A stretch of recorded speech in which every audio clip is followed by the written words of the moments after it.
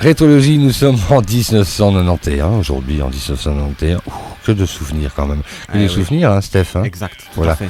Bonjour Stéphane. Bonjour Philippe. Et voilà. On va se remettre un petit peu en 1991, on va prendre notre capsule, comme on le fait habituellement. On va se retrouver en 1991, parce qu'il y a énormément de choses qui se sont passées, qui se sont déroulées. Il y a eu des choses qui ont existé. Tout à fait. Et des gens qui nous ont quittés, par exemple.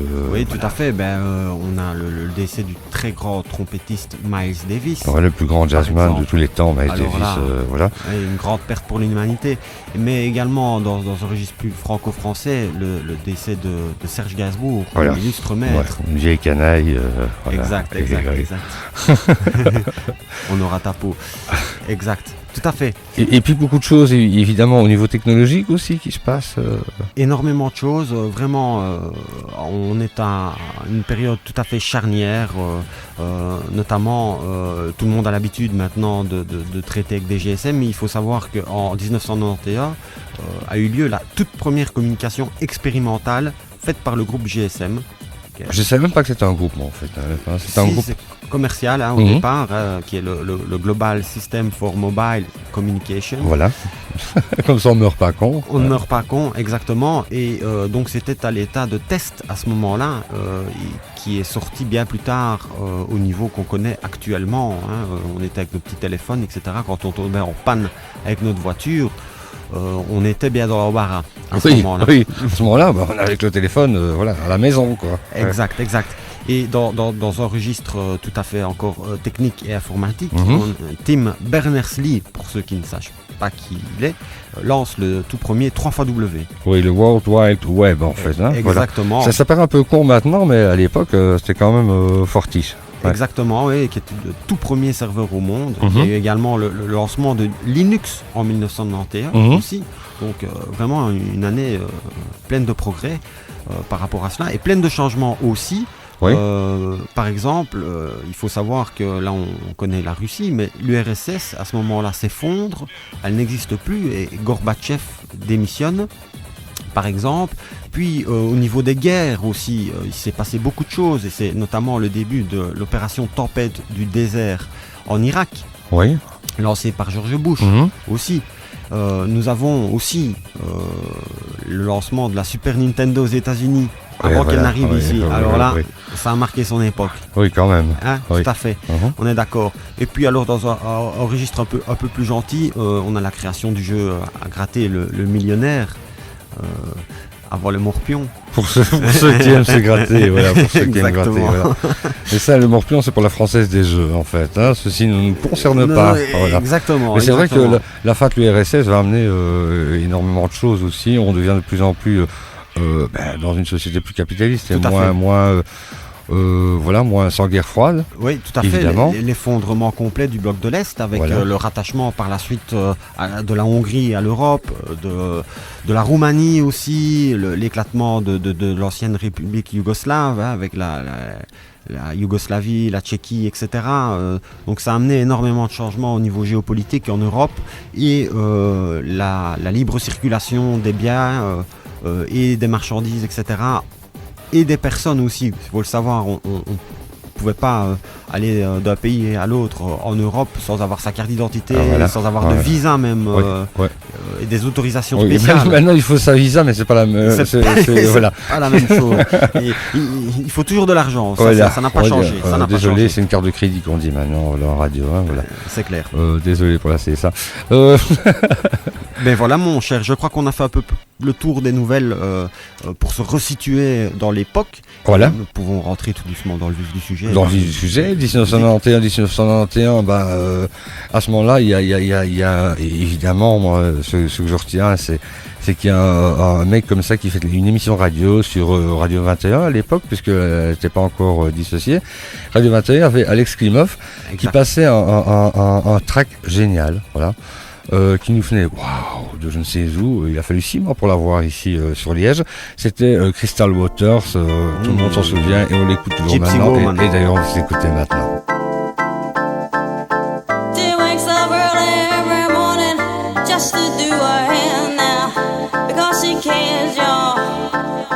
Her day I wouldn't be right.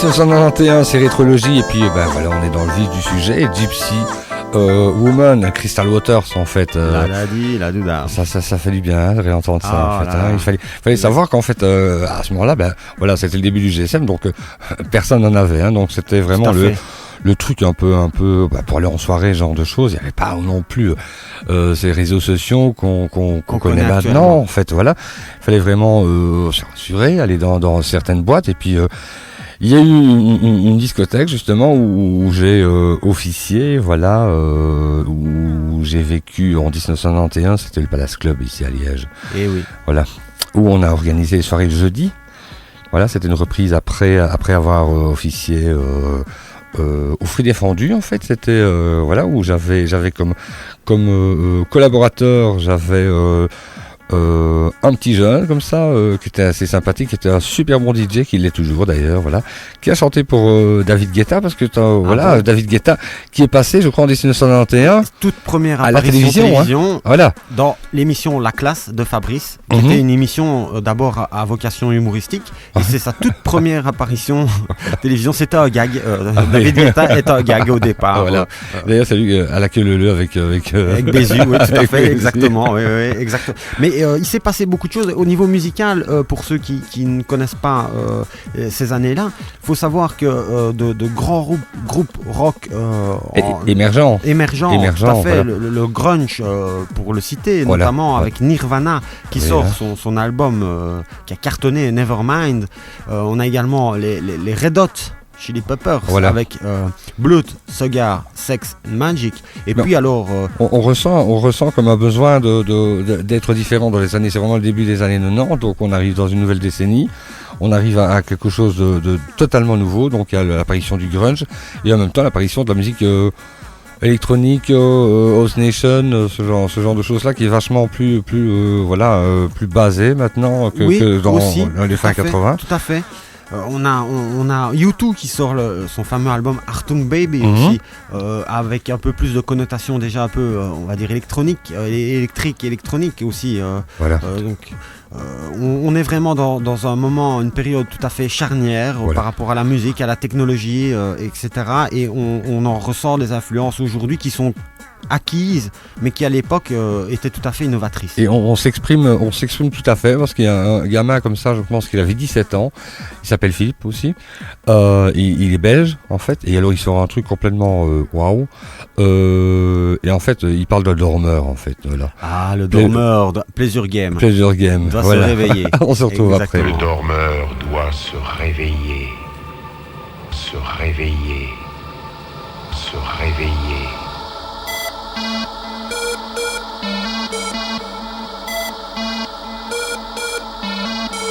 Le dormeur doit se réveiller, se réveiller, se réveiller.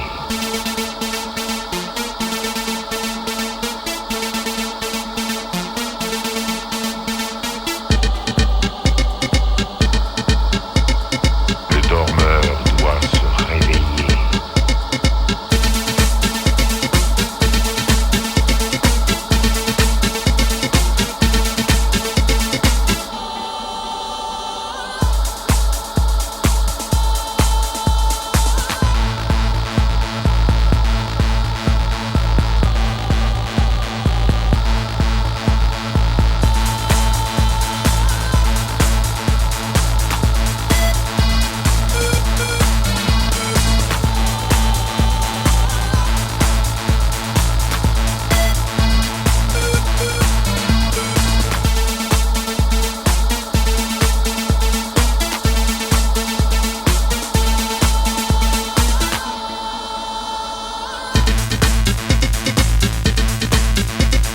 Le dormeur doit se réveiller, se réveiller.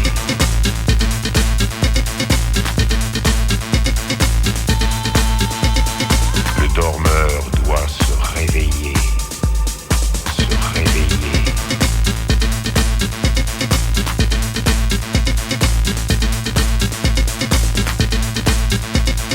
Le dormeur doit se réveiller, se réveiller. Le poison était programmé.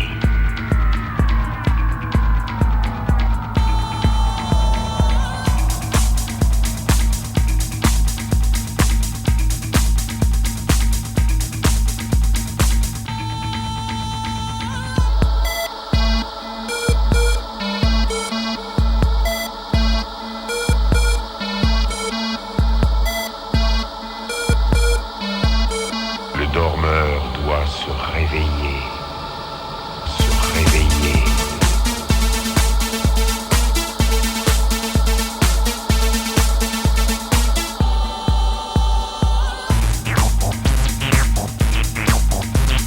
Le dormeur doit se réveiller, se réveiller.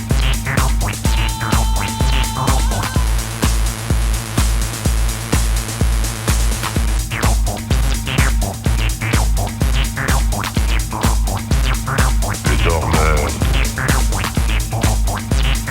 le dormeur, le dormeur doit se réveiller, se réveiller. Le dormeur doit se réveiller, se réveiller. 1991, le dormeur doit se réveiller, c'était bien sûr un morceau Pleasure de Game.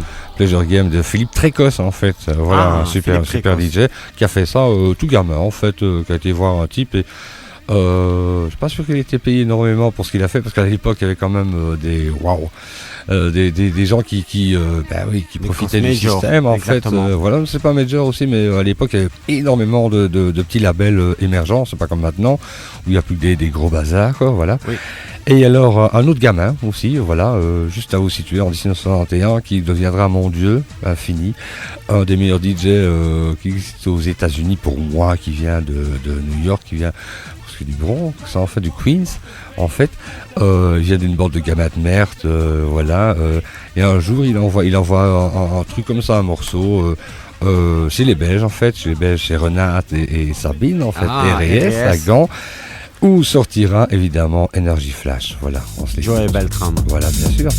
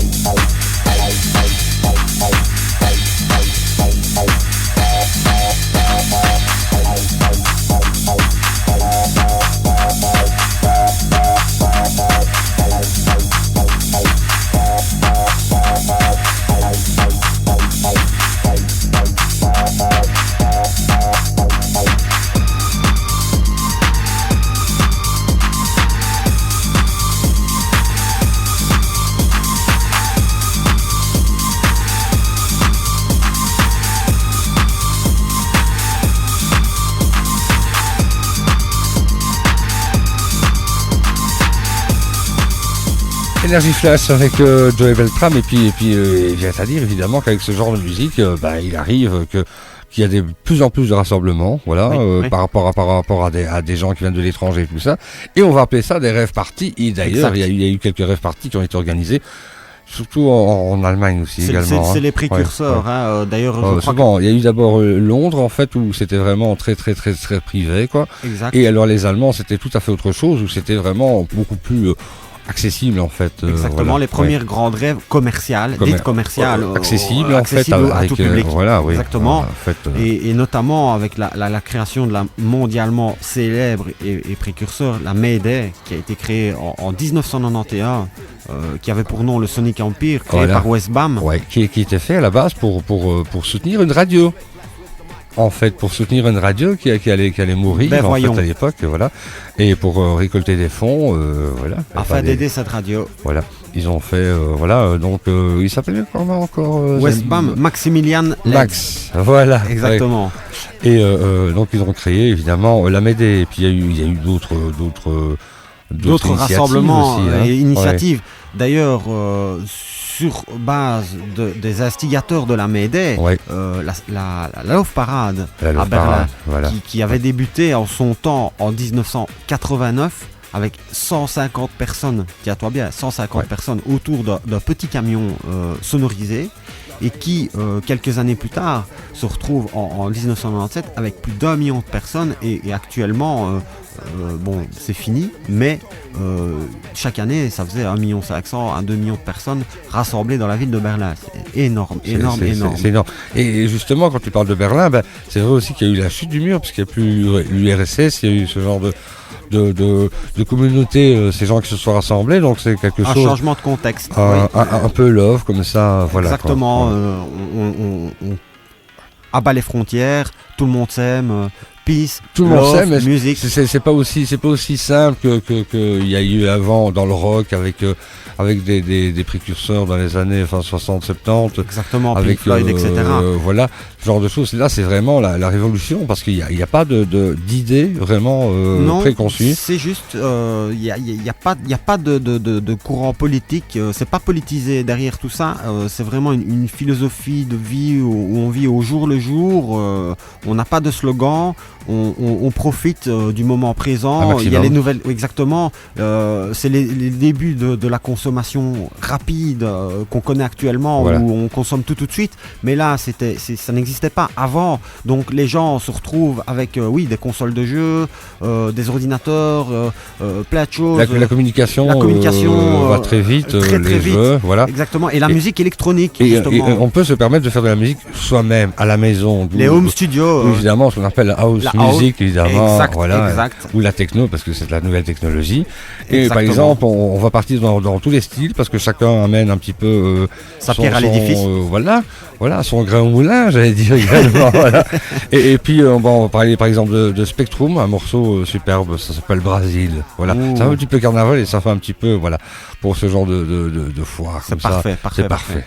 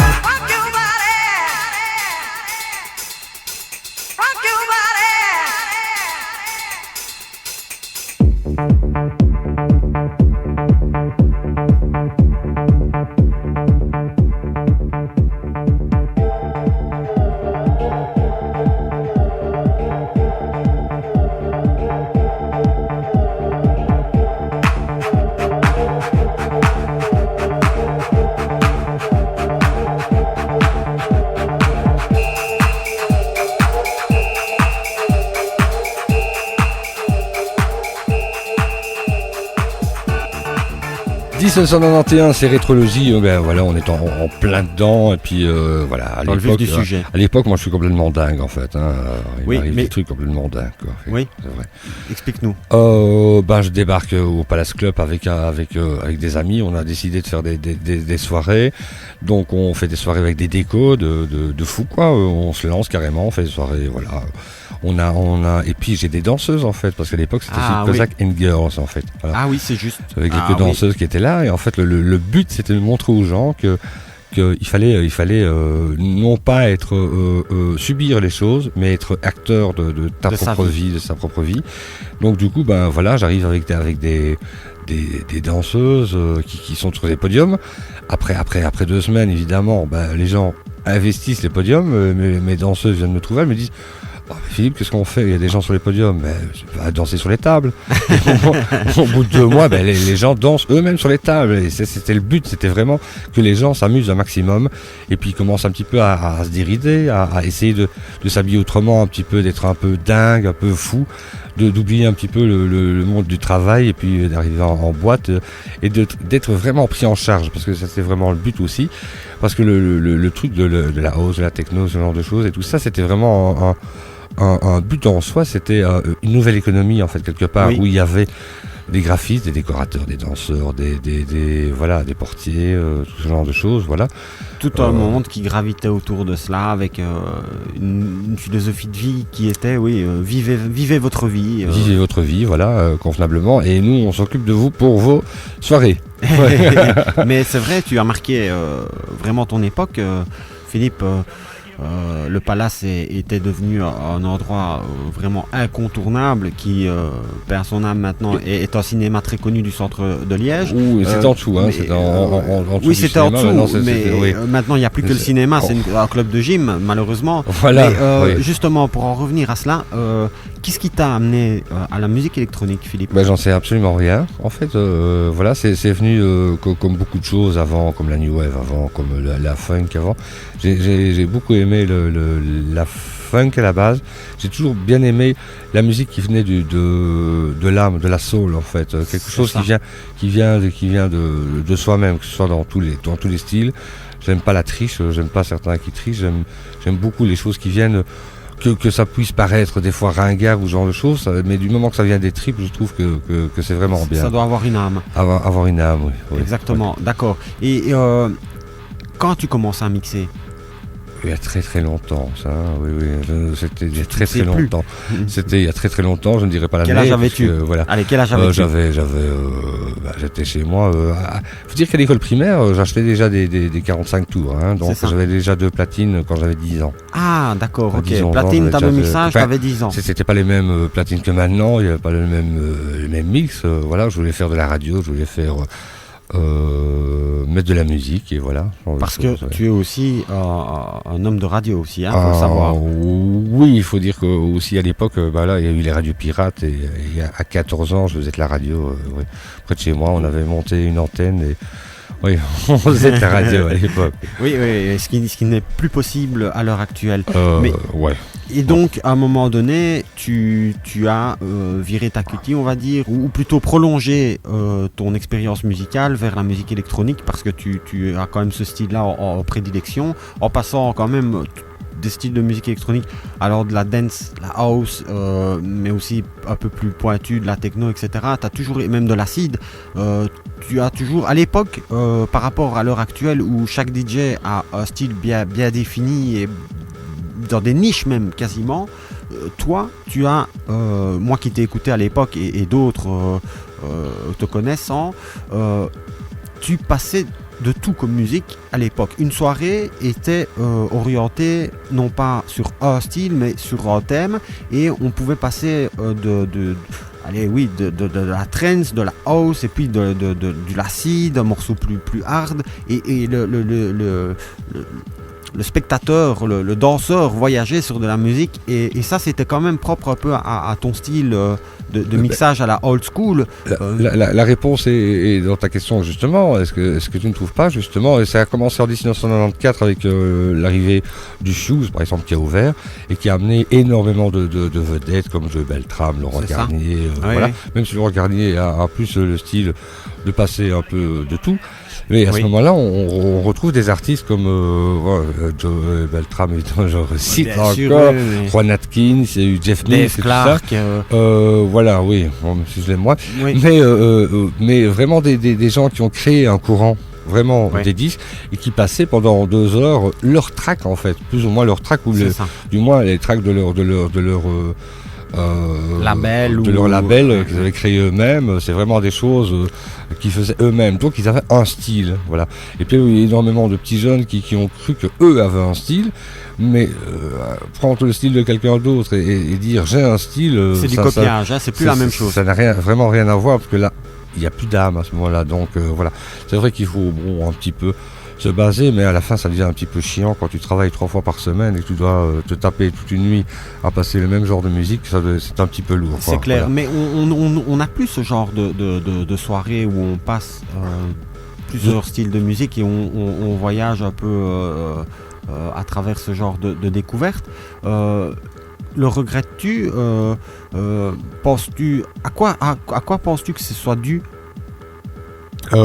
Parce qu'il manque de DJ en fait, hein. Je pense que les gens ont pensé, évidemment, il y a eu d'un côté, c'était vraiment bien, il y a eu le 3xW évidemment, Oui. qui nous a fait le GSM, Oui. qui nous a fait communiquer, mais on communique de moins en moins, on communique de moins en moins avec son voisin, Exact. on est de plus en plus avec soi-même, et alors on a peur de la différence en fait, on devient de plus en plus. Dans les années 80, il y a eu vraiment une liberté qui s'est faite avec l'ouverture des frontières, certaines frontières, avec l'abolition vraiment totale presque de l'esclavage, en ça. disant que voilà. Il a fallu du temps pour que voilà, les femmes votent, pour que les femmes soient des êtres Exactement. humains, pour que les gays soient vraiment reconnus. En 1994, c'était pour que les gays soient vraiment reconnus. Donc il a fallu se battre pour tout ça, et puis on en arrive à un moment donné où on revient au point zéro. Quoi, C'est ça, où, la libération sexuelle et puis l'apparition du sida voilà. qui bloque tout le monde. Ouais, mais il y a un eu peu. aussi le truc où je pense que se dire moi j'ai un style musical et puis j'aime pas les autres, c'est déjà du racisme en soi, quoi. Voilà. C'est juste. Voilà, C'est- parce que quand on parle tout à l'heure de Serge Gainsbourg qui a fait un maximum de choses, oui, voilà, oui, qui a travaillé. Il faut dire que tous les grands artistes, que ce soit dans le rap, que ce soit dans la techno ou ce genre de choses, s'entendent bien entre eux à partir du moment où ils sont artistes. Hein, voilà. Oui, Il n'y a pas de rivalité à partir du moment où on fait pas la même chose, mais il peut y avoir qu'un mixage, un métissage, ou bien dire aussi que ça revient au même que les gens qui couchent ensemble, entre eux, dans les mêmes familles, ça devient que sanguin.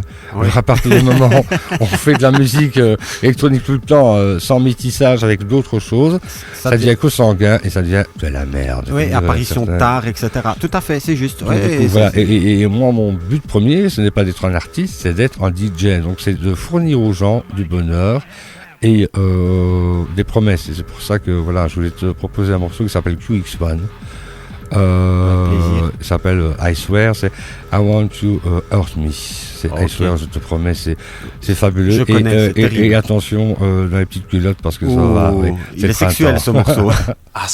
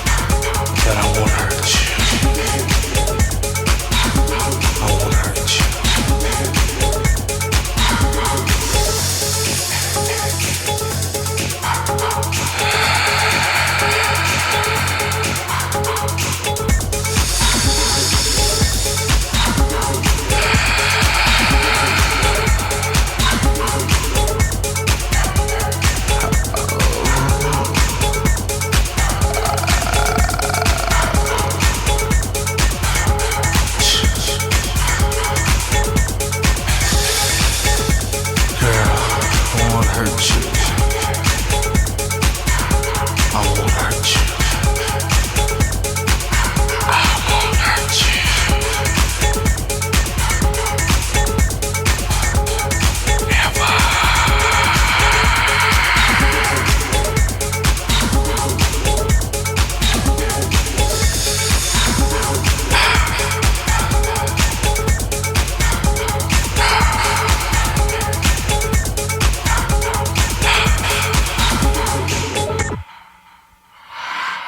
« 1991, c'est quoi? C'est rétrologie.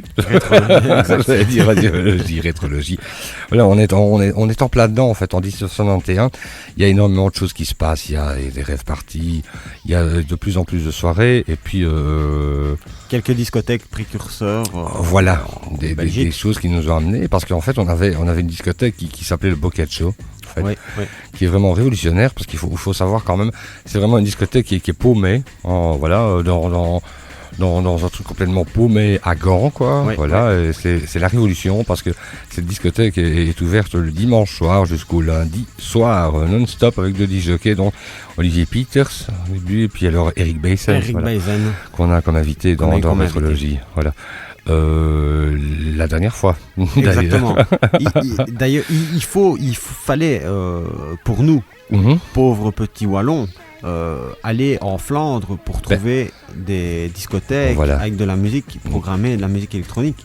On sait pourquoi en fait, hein, parce qu'en fait à l'époque, dire pourquoi est-ce qu'il y avait autant de grosses discothèques en Flandre et pas en Wallonie? Parce qu'il n'y avait pas de taxe d'ouverture en Flandre, voilà, D'accord.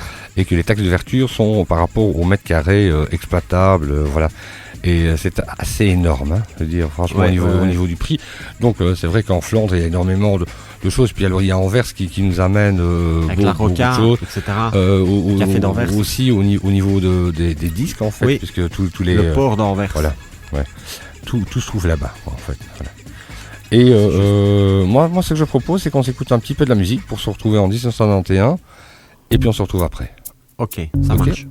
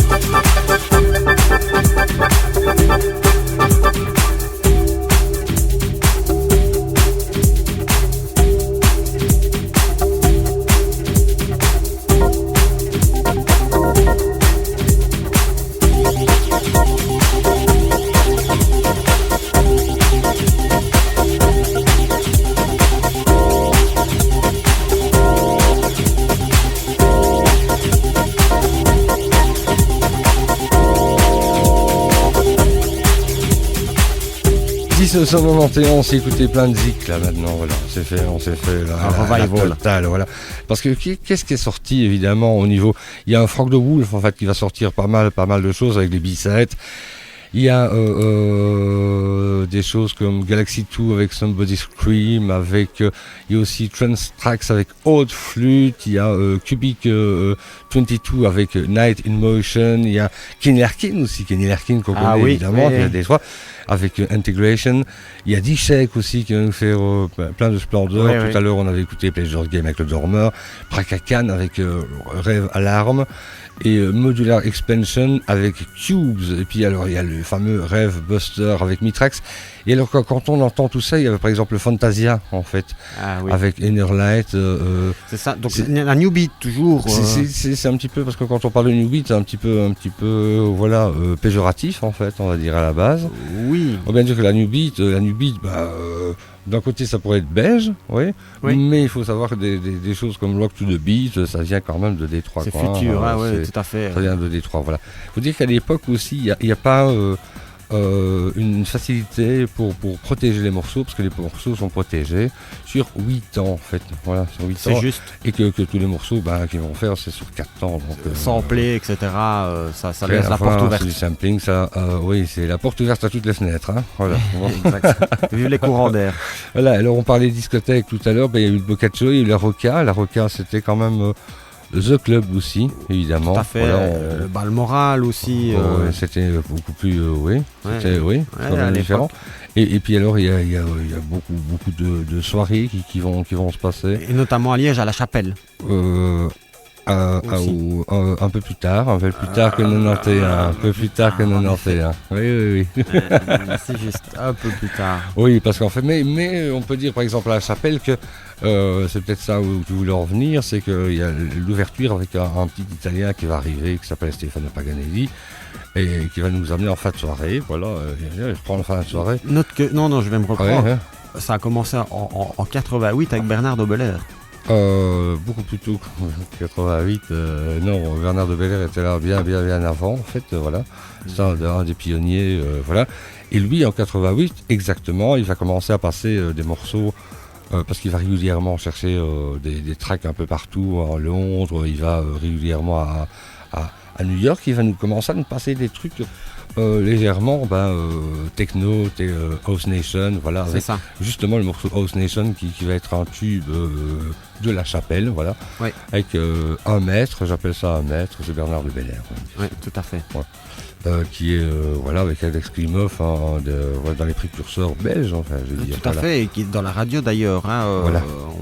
On fait leur petit bonhomme de chemin. Ah oui, leur petit bonhomme de chemin, effectivement. Qu'est-ce qu'on pourrait parler encore? Pour parler des médias, on peut parler des médias, et notamment avec la création de DJ Mag en 1991. DJ Mag qui au départ quand même reflétait tout à fait le DJ et l'influence des DJ de l'époque.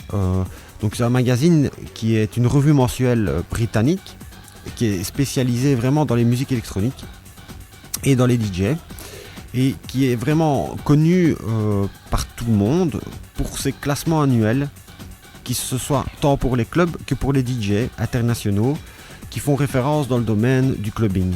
Alors chaque mois, le magazine est traduit dans des tas de langues et maintenant, avec les technologies actuelles, également sur le web.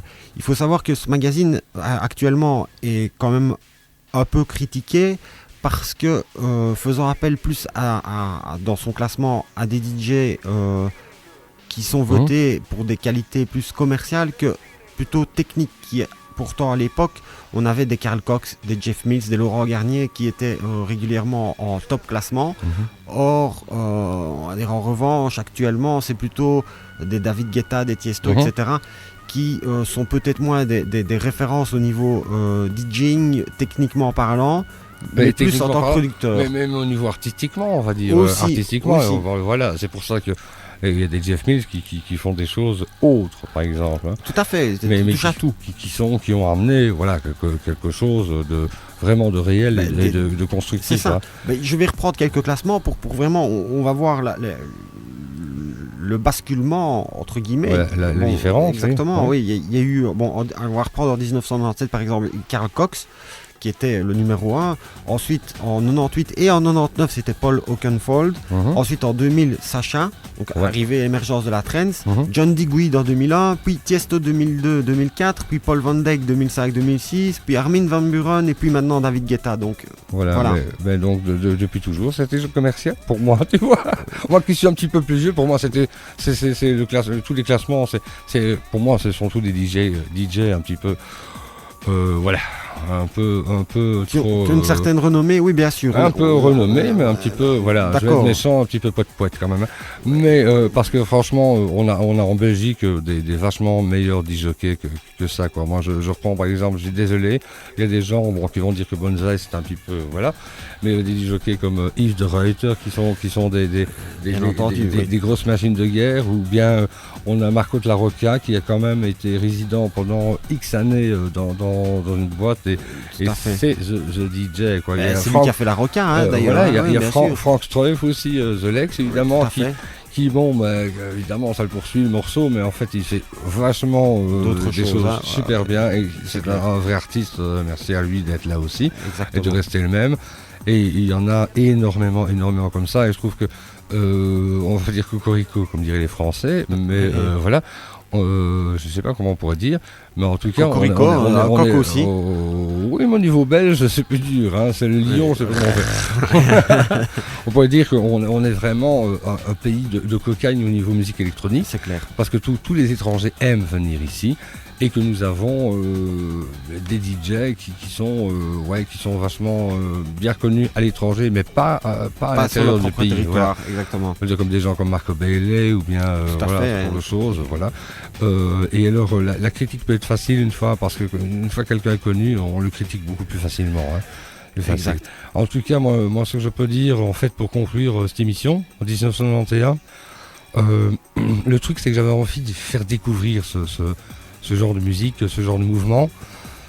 Il a été mal interprété par beaucoup de gens qui l'ont repris d'une mauvaise manière. Mais les vrais sont toujours là et resteront là. Voilà. D'ailleurs, c'est la preuve qu'il y a eu dernièrement à la City Parade. Hein. C'est pour ça qu'il y a eu autant de gens belges qui ont été repris. Back to the Roots, bien sûr. Voilà. Et je pense qu'en Belgique, on a tellement eu de vrais artistes qui sont vraiment émergents et qui ont vraiment évolué, mais des vrais qui sont restés humbles, voilà. Tout à fait. Malgré tout. Et qui ont inspiré le monde entier, le monde de la musique. Voilà, 1991, on était en Belgique, on était à Rétrologie, voilà. On va se dire au revoir sur la musique, voilà. Exact. Moi, je propose Frank de Wolf, parce que c'est quand même quelqu'un qui a fait beaucoup de choses, quoi, voilà. On se l'écoute et puis on se dit au revoir. Ok, ça marche. À l'année prochaine. À l'année prochaine. Bisous.